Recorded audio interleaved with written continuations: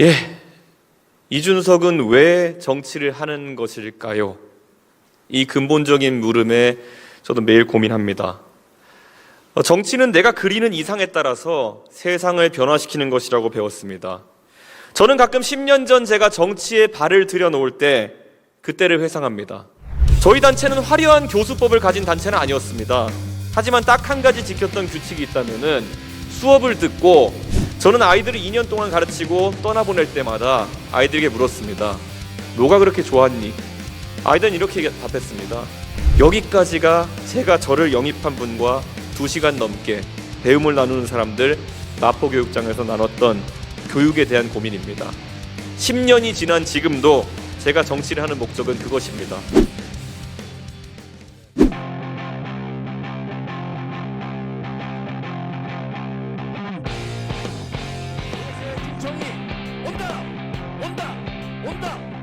예, 존경하는 대전과 세종, 충남과 충북의 시민 여러분, 그리고 당원 여러분, 이준석입니다.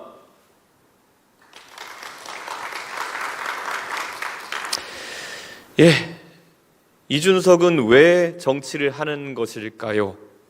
이 근본적인 물음에 저도 매일 고민합니다. 정치는 내가 그리는 이상에 따라서 세상을 변화시키는 것이라고 배웠습니다. 제가 꿈꾸는 세상은 교육을 통해 누구나 공정한 경쟁의 출발선에 설 수 있는 사회입니다. 저는 가끔 10년 전 제가 정치에 발을 들여놓을 때 그때를 회상합니다. 저는 프로그래머였습니다. 산업기능요원, 소위 병특이라고 하는 것으로 병역을 마쳤습니다. 제가 산업기능요원을 할 때 보면은 주말에 보통은 자기 개발을 하기도 하고 때에 따라서는 다른 사람들은 영리 활동을 하기도 했습니다. 그런데 제가 복무를 시작할 때쯤 가수 싸이 씨가 복무 중 영리 활동을 했다는 이유로 재입대를 하는 상황이 발생했고, 저는 막연한 두려움에 영리 활동을 하기보다는 비영리 활동을 해보겠다고 생각했습니다.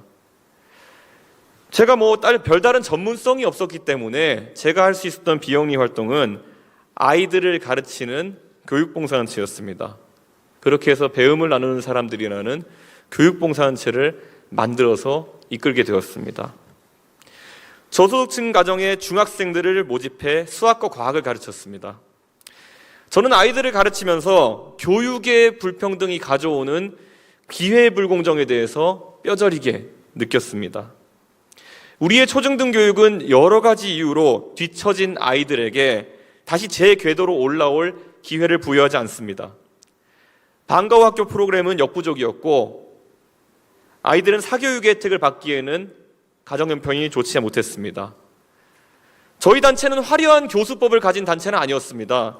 하지만 딱 한 가지 지켰던 규칙이 있다면은 수업을 듣고 저희가 내준 40개의 수학 문제를 다 풀면 집에 가고 다 못 풀면 집에 못 가는 방식이었습니다.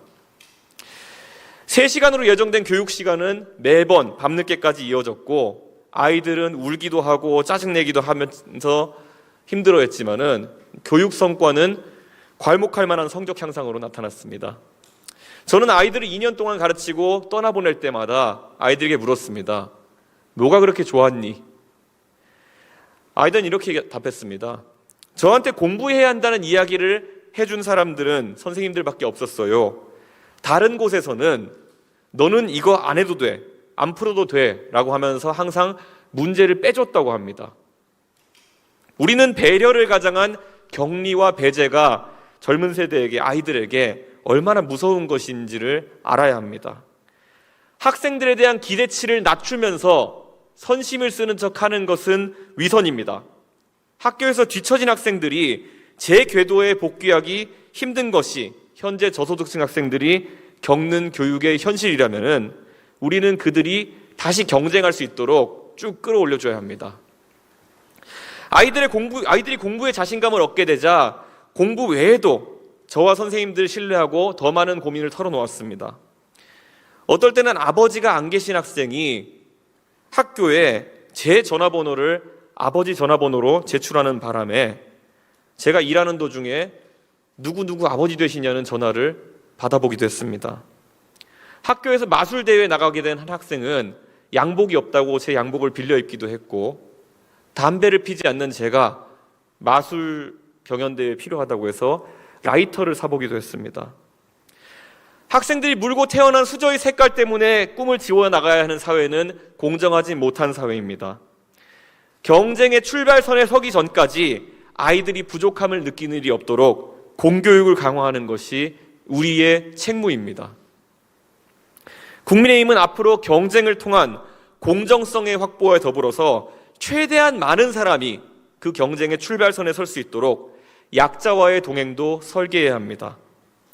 출발선에 설 때까지 어느 누구도 도태지지 않도록 국가는 교육에 대한 투자를 강화해야 합니다. 여기까지가 제가 저를 영입한 분과 2시간 넘게 배움을 나누는 사람들 마포교육장에서 나눴던 교육에 대한 고민입니다. 10년이 지난 지금도 제가 정치를 하는 목적은 그것입니다. 아이들에 대한 기대치를 어떤 경우에도 낮추지 않고 모든 국민이 교육을 통해서 자신의 꿈을 실현하기 위한 공정한 경쟁에 참여할 수 있는 세상을 꼭 만들어 보고 싶습니다. 어떤 선동가가 교육의 기회를 잃어가는 아이들을 내버려 두고 나중에 그들이 뒤처졌다는 이유로 10만 원을 주는 방식으로 그것이 복지라고 그런 식으로 해결하자고 한다면은 저는 완강하게 거부하겠습니다. 그 10배의 비용을 들여서라도 그런 일이 발생하기 전에 우리 학생들을 다시 공정한 경쟁의 장으로 끌어올리는 것이 제가 생각하는 옳은 방식이고 해법입니다. 문재인 정부는 학생들의 위화감을 없앤다면서 전국 단위의 일제고사를 폐지하여 학교 간, 학생 간 기초교육의 현황을 파악하지 못하게 했습니다. 이제 우리는 어떤 학생이 우리의 도움이 필요한지 국가에서 체계적으로 파악하기도 어렵게 되었습니다. 반면 세계 각국은 공교육의 질을 높이기 위한 새로운 정책들을 도입합니다. 미국도 부시 행정부의 낙오방지법 NCLB와 오바마 행정부의 모든 학생 성공법 ESSA 등을 통해서 공교육의 질을 올리기 위한 노력을 하고 있습니다. 왜 우리만 역행해야 합니까? 우리 국민의힘이 꿈꾸는 미래는 솔직하고도 포용적이어야만 합니다. 경쟁의 확대는 공정성을 위한 필연이지만 경쟁이라는 것이 결국 누군가를 도태시키는 것이 아니라 개인의 성취를 위한 욕망과 목표 달성의 희열이 골고루 조합된 건설적인 노력이 될 수 있도록 우리는 제도를 설계해야 합니다.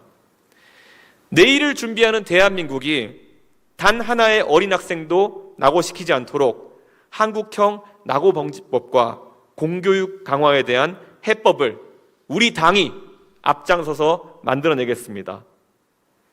교육과 미래를 생각하신다면 저에게 소중한 한 표를 부탁드리겠습니다. 감사합니다.